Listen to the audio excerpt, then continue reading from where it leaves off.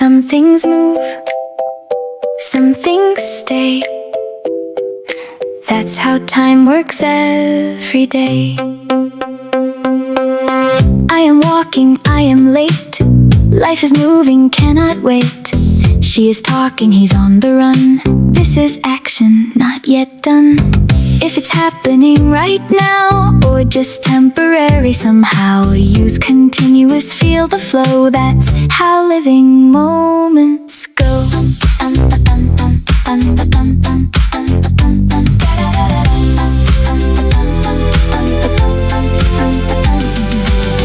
I have finished all my work.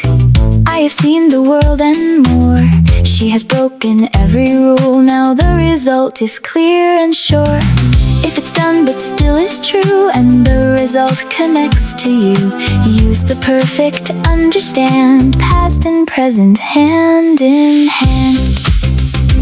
I am reading now, process flow. I have read that book, done, I know. She is cooking dinner now. She has cooked, we eat somehow. Some things move, some things stay. That's how time works every day. If you feel it, you will know when to use each tense in flow.